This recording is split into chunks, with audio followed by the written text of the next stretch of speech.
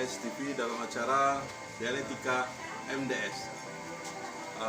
Sekarang kami kedatangan tamu kembali, ini sudah yang keberapa kalinya, Ustadz DT dan juga CEO MDS.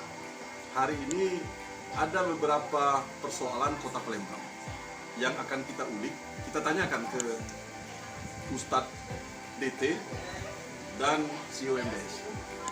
Sebelum kita mulai, ada tagline kita, politisi berintegritas.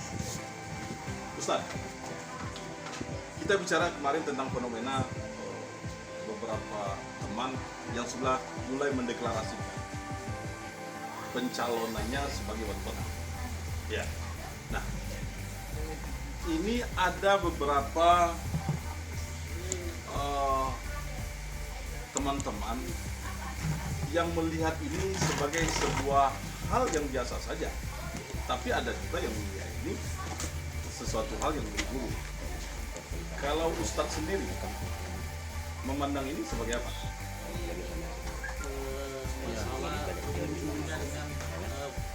Yang mencalonkan diri, apa ini?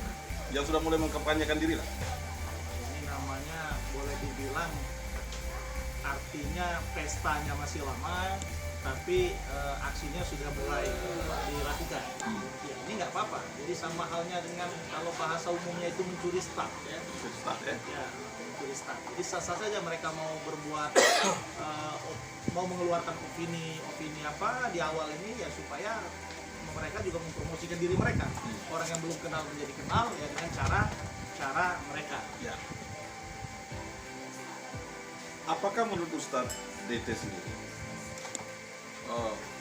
teman-teman yang sudah mulai mendeklarasikan dirinya untuk menjadi pemimpin di Kota Palembang ini, secara secara pemahaman mereka sudah sangat menguasai, atau hanya karena ini hanya keinginan saja deh, karena ingin jadi pejabat, atau memang kecintaannya terhadap kota ini? Ini jadi ada pada sudut pandang masing-masing dan ada pribadi masing-masing yang mencalonkan diri. Nah, kadang kalau kita menilai saja, mungkin menurut kita orang ini mampu, padahal nggak mampu. Atau sebaliknya kita menilai orang ini belum mampu, padahal dia mampu. Jadi kita lihat bagaimana track record mereka, yang pengalaman mereka. Jejak rekamnya lah ya? Ya, jejak rekamnya gimana. Kemudian untuk jadi kepala daerah ini kalau kita lihat sendiri yang terjadi di Kota Palembang, ya dari berbagai macam unsur ya kan, dari wali kota yang pertama sampai wali kota sekarang, kita lihat track recordnya, ya kita sudah sama-sama tahu lah bagaimana. Gimana Cek? Menurut Cek? Terima kasih Bung Dastril ya. Kalau saya hanya bisa menambahkan sedikit, karena saking daripada kaum milenial, dia mempunyai nafsu yang tinggi untuk menyampaikan suara cita-cita dia. Kenapa? Karena kaum milenial sekarang ini lagi sekarangnya sama wali Kota Palembang ini diminatin atau disukain lah ya. Karena dia mempunyai suatu cita-cita, bukan wawasan, baru cita-cita saja. Baru cita-cita? Baru cita-cita. Karena kita harus seiring antara cita-cita dengan wawasan dan kemampuan dia untuk bagaimana membuat kota ini. Karena dia lihat mungkin ada yang kurang, maka dia mau menata. Dia mau menata dengan apa yang dia punya. Itu style dia. Maka sekarang ini banyak yang diobrolkan sama para politisi muda kita. Karena memang sekarang juga di kementerian kita banyak dipakai oleh Pak Presiden itu kaum milenial, dan mereka sukses secara bisnis secara ini. Contohnya salah satunya Menteri Pendidikan ya? Menteri Pendidikan, termasuk Ketua HIPMI, Bahlil, itu salah satu seorang muda yang jejak rekam perjalanannya, jejak perjalanan bisnis dan usahanya internasional. Tentu kita ingin tahu sebenarnya kualitas dari kapasitas. Nah, ada kita mendengar beberapa saudara kita atau teman kita lah ya, yang sudah mendeklarasikan diri menjadi sebuah harapan yang dia lontarkan untuk masyarakat Kota Palembang. Atau sebagai salah satu ketika saya jadi jadi wali kota, kita akan menjadikan Palembang ini sebagai kota bersyariah. Atau ada juga yang mengatakan, semuanya kita gratiskan. Nah itu Ustadz DST sendiri melihat itu sebagai sebuah ungkapan yang wajar atau yang logik-logik aja. Jadi itu yang saya bilang. Jadi kebanyakan dari manusia, kebanyakan dari orang ini untuk mencapai sesuatu tujuan, mereka juga dengan berbagai macam cara. Kalau saya istilahkan, terkadang ketika kita mau mencalonkan diri sebagai apa, ada ungkapan menarik yang sering juga saya sampaikan, janji-janji politik, janji-janji kampanye, artinya janji-janji sebelum terjadi itu kadang-kadang terlupakan. Tidak ada sungai, kita membangun jembatan. Nah, ini tinggal masyarakat lah yang menilai bagaimana. Tapi ada juga yang memang rasional, yang bentuk rasional itu mungkin mereka menyatakan saya ketika jadi akan membereskan ini. Nah, rasionalnya bagaimana? Ini kita tanyakan. Seperti permasalahan Kota Palembang sendiri yang hampir nggak pernah usai, nggak selesai dan tuntas. Contoh banjir, ya kan? Nah, banjir ini yang terus jadi masalah. Nah, ketika orang mencalonkan diri, dia pasti akan mengatakan bahwa saya ketika terpilih akan menyelesaikan masalah banjir Kota Palembang. Ini dari bentuk kampanye. Tapi kalau kita tidak tahu bagaimana cara dia menyelesaikan, ya repot. Ketika terpilih dia lupa lagi dan banjir akan terjadi lagi. Berulang ya? Akan berulang. Saya Mayal. Ya, saya menambahkan kepada tadi kita bahwa anak milenial sekarang ini dia membawa suatu harapan untuk bagaimana merubah kota ini menjadi kota mercusuar dan merubah pola hidup dan gaya hidup yang dulu menjadi beban pribadi sehingga menjadi beban komunitas. Secara harapan itu saya sangat setuju sekali ya. Namun masalah nanti apakah susunannya ini bisa dia breakdown sehingga bisa tidaknya, nah dia bicara by data apakah by perasaan. By perasaan. By perasaan. Oke. Bisa dijelaskan by perasaan itu seperti apa? Ya, mungkin by perasaan ini Terasa-rasa. dia merasa-rasa. Merasakan kita cerita harus ada by data. Kalau kita berretorika, bernarasi tanpa data, nanti timbul sudah. Tidak baiklah kita kalau membicara sesuatu. Kalau kita memberikan harapan itu saya serius. Oke. Selanjutnya, hak setiap warga Kota Palembang. Iya kan? Karena itu diikat uang oleh undang aturan. Oke. Nah, tentu kita ada kriteria di dalam Ustadz Tete biasa bergumul dengan masyarakat. Apa sih sebenarnya kriteria untuk menjadi seorang wali kota di Kota Palembang? Kalau kriteria ini dari sudut pandang saya atau dari ketetapan, karena untuk menjadi wali kota Palembang ini berdasarkan undang-undang itu sudah ada aturan KPU, ada penyelenggaranya dalam ini KPU kan. Nah, aturan ini untuk menjadi kepala daerah ini juga bisa berubah. Yang tadinya misalnya minimal umur, yang tadinya juga pendidikan, ya pastinya itu KPU. Jadi kalau kriteria Ustadz sendiri, ketika Ustadz sebagai warga Palembang ingin memilih seorang pemimpin itu seperti apa? harapan.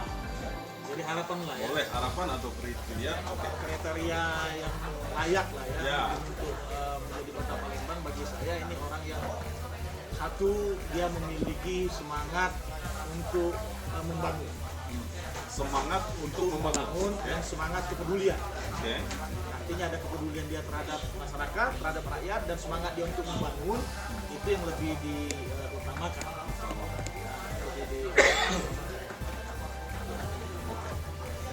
Jemaah, tentu orang yang ingin memimpin atau mencintai daerah haruslah dia paham tentang daerah.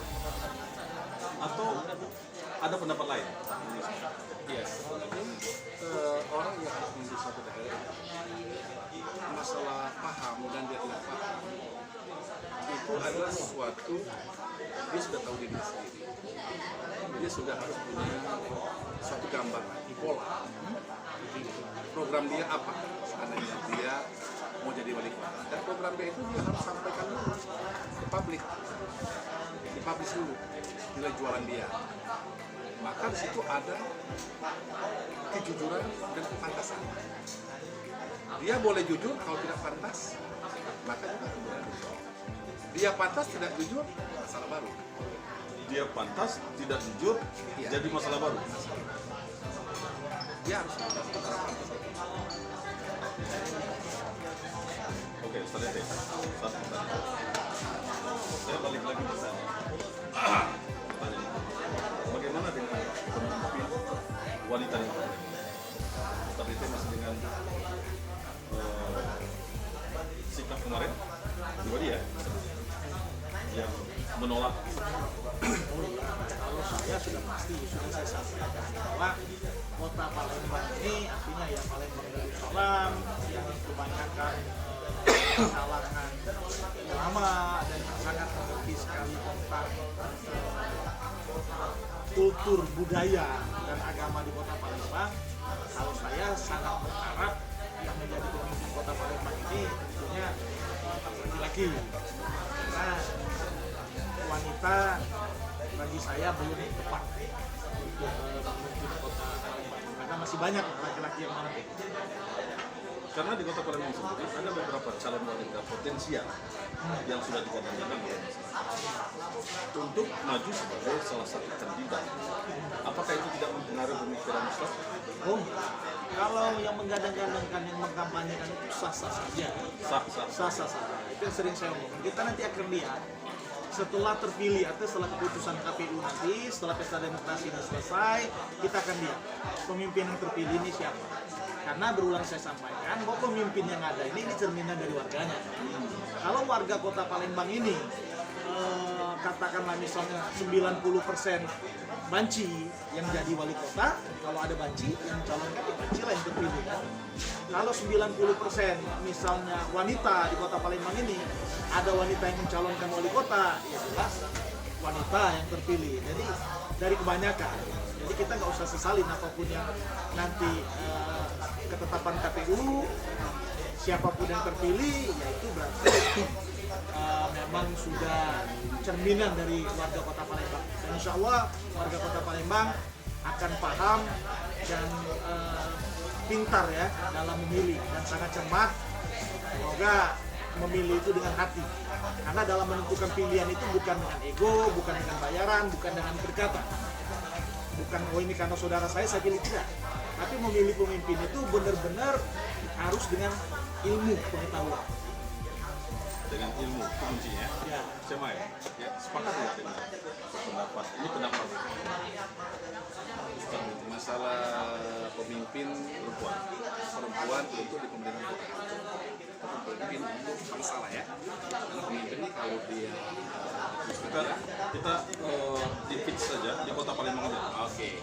Jadi kalau saya berpendapat secara pribadi bahwa pemimpin itu bagi saya laki dan perempuan karena dia memimpin suatu tatanan bagi saya Sah-sah saja. asalkan dia berintegritas. Berintegritas. Intinya punya integritas. Punya kemampuan dan punya cita-cita besar. Sama seperti yang pernah saya buka YouTube pada hari ini, ada seorang anak muda yang bercita-cita besar, memberikan harapan bahwa dia akan menggratiskan apa? iuran BPJS, dan dia juga menganggarkan ada beberapa yang bisa dia gratiskan sekolah. Dia ada tapi dia tidak bisa. Kenapa? Karena dia sudah terekam, bahkan dia sudah memberikan satu testimoni. Maka saya sampaikan satu kata dari sahabat saya Wijaya, bisa salah tidak boleh bohong. Bisa salah, Tidak boleh bohong. tidak boleh. Oke, kami rasa itu saja dialektika kami di MDS ini. Bila ini bermanfaat, silahkan follow. Kami Dasrir, wabillahi taufiq wal hidayah. Wassalamualaikum warahmatullahi wabarakatuh.